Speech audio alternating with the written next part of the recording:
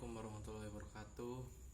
Saya Haidar Alif Abdillah dari kelas 2021C akan menyampaikan resume tentang nilai-nilai Pancasila dalam perjuangan bahasa Indonesia melawan penjajah dalam rangka pemenuhan tugas pendidikan Pancasila dan kewarganegaraan dengan dosen pengampu Pak Pur Bujati. Yang pertama adalah bahasa Indonesia itu kan sumber daya alamnya itu banyak, rempah-rempahnya juga melimpah. Hal ini menarik perhatian bangsa-bangsa Eropa yang rempah-rempah di sana itu cenderung kekurangan. Mereka ingin melakukan ekspansi dan memonopoli rempah-rempah yang ada di Indonesia. Yang pertama adalah kolonisasi Portugis dan Spanyol. Portugis masuk ke Indonesia melalui Selat Malaka pada tahun 1511, menjadikannya sebagai pintu gerbang rempah-rempah Asia dengan bekerjasama dengan penguasa lokal. Kemudian Portugis itu memonopoli rempah-rempah yang ada di Indonesia selama beberapa tahun, sampai pada akhirnya Spanyol masuk ke Indonesia pada tahun 1521 di Maluku. Hal ini menyinggung Portugis sehingga mereka bertengkar, mereka saling singgung, dan pada akhirnya pada tahun 1595 Portugis berhasil mengusir Spanyol melalui perjanjian Saragossa. Hal ini mengganggu distribusi rempah-rempah yang ada di Eropa sehingga memberi dampak pada beberapa negara termasuk negara Belanda.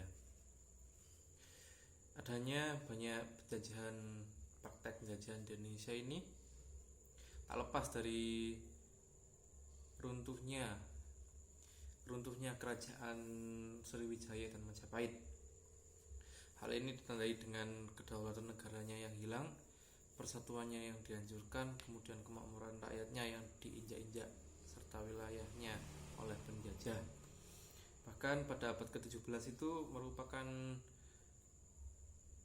perkembangan agama Islam yang sangat cepat.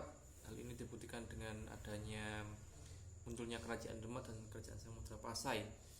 Namun bahkan ini pun tidak mampu untuk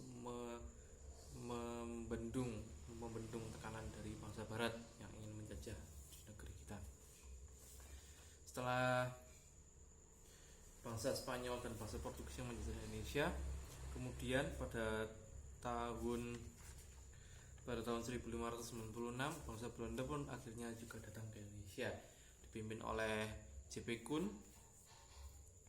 Dan pada tahun 1602 itu bangsa Belanda itu mendirikan sebuah kongsi dagang yang terkenal, yakni yang kita kenal sebagai nama VOC. VOC dalam hal ini menerapkan perdagangan internasional dengan sistem terbuka. Hal ini menyebabkan di Indonesia mengalami penjajahan atau praktek imperialisme dan kolonialisme. VOC ini memiliki beberapa kewenangan untuk memiliki satuan militer sendiri, mencetak uang sendiri, mengadakan perjanjian dengan penguasa lokal, monopoli dagang, dan yang lainnya. VOC ini ingin membangun fasilitas-fasilitas dalam hal yang mendukung monopoli rempah-rempah mereka di Indonesia, sehingga membuat rakyat-rakyat kita itu sangat menderita. Hal ini menyebabkan adanya atau munculnya perlawanan dari berbagai daerah. Perlawanan kepada penjajah oleh rakyat Indonesia itu dibagi menjadi dua, yakni sebelum abad ke-20 dan setelah abad ke-20. Sebelum abad ke-20, perlawanan yang diberikan oleh rakyat kita itu bersifat kedaerahan, tidak nasionalisme. Terbukti pada abad ke-17 dan 18 banyak perlawanan dari berbagai daerah.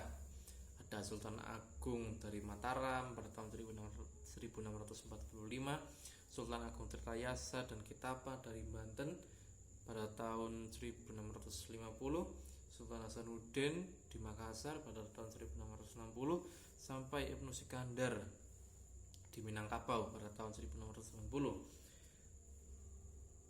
Begitu pula pada abad ke-19, yakni ada perlawanan dari Kabupaten Patimura pada pada abad ke 1817 ada Diponegoro di Mataram perlawanannya Pangeran Diponegoro pada tahun 1825 sampai 1830. Ada Teuku Umar, Teuku Cikditiro dan Cuk Nyadien dari Aceh pada tahun 1873 sampai 1904 dan lainnya. Banyak sekali perlawanan yang diberikan oleh kita sampai pada abad ke-20 itu kita muncul rasa-rasa kesadaran sehingga masa ini diberi nama dengan masa pergerakan nasional Indonesia. Pada masa ini terdapat salah satu tokoh yakni Van Deventer. Dia merencanakan program pendidikan untuk rakyat Indonesia dalam rangka membebaskan mereka dalam hal kebodohan dan buta huruf. Pendidikan yang diselenggarakan pada masa kolonialisme ini dibagi menjadi tiga, yakni pendidikan pada masa kolonial. Pendidikan ini diatur dan dijalankan oleh pemerintah kolonial Belanda. Masih terdapat diskriminasi di dalamnya. Untuk anak Eropa itu sekolah di ILS, dan untuk anak pribumi itu dibagi menjadi tiga, ada kelas pribumi atas, ada kelas pribumi bawah, dan ada kelas pribumi menengah. Kemudian ada perguruan kebangsaan. Perguruan kebangsaan ini didirikan oleh intelektual muda yang berasal dari Indonesia yang mendukung Indonesia untuk merdeka. Perguruan ini dibentuk untuk membentuk kepribadian para peserta didiknya, membentuk kepribadian nasionalisme dan semangat nasionalisme. Di perguruan kebangsaan ini tidak ada diskriminasi, contohnya seperti perguruan taman siswa yang didirikan oleh Ki Hajar Dewantara, perguruan kayu tanam yang didirikan oleh MSPI di Sumbar pada tahun 1926, perguruan kesatriaan yang didirikan oleh Daus Daker pada tahun 1924 dan lain-lain. Yang ketiga adalah perguruan agama atau perguruan perguruan Islam. Hal ini dibuktikan dengan adanya pondok-pondok pesantren dari aliran-aliran Islam, baik Muhammadiyah, Pesantren Persatuan Islam maupun NU. Dengan kemudian setelah Belanda selama 350 tahun menduduki Indonesia, pada tanggal 9 Maret 1942 Belanda menyerahkan Hindia Belanda atau Indonesia kepada Jepang, yakni penyerahan tak bersyarat dari Jenderal Terputen ke Jenderal Hitoshi Imamura. Kemudian Indonesia pun terjajah lagi oleh Jepang dengan adanya peraturan seperti dilarang mengibarkan bendera merah putih, dilarang ada propaganda tentang Indonesia merdeka, atau dilarang menyanyikan lagu Indonesia Raya.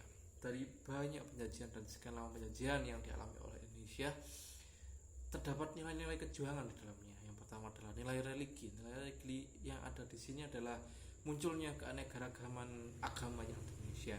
Kemudian ada nilai kemanusiaan, adanya jaringan perdagangan yang membuat terciptanya interaksi sosial antar suku-suku di Indonesia dan agama-agama di Indonesia yang sangat beragam. Kemudian ada nilai persatuan, yakni munculnya sebuah rasa patriotisme dan nasionalisme dalam melawan penjajah oleh rakyat Indonesia. Dan yang keempat adalah nilai keadilan. Ini munculnya intelektual muda yang mulai sadar akan pentingnya keadilan yang ada di masyarakat. Kesimpulan dari resume yang saya bacakan ini adalah banyaknya rempah-rempah di Indonesia ini malah membuat Indonesia itu terjajah dan mengalami penderitaan baik lahir dan batin, sehingga hal ini memunculkan perlawanan-perlawanan dari berbagai daerah sehingga memiliki nilai juang yang banyak sekali di masyarakat. Sekian dari saya, Haidar Alif Abdillah dari kelas 2021C.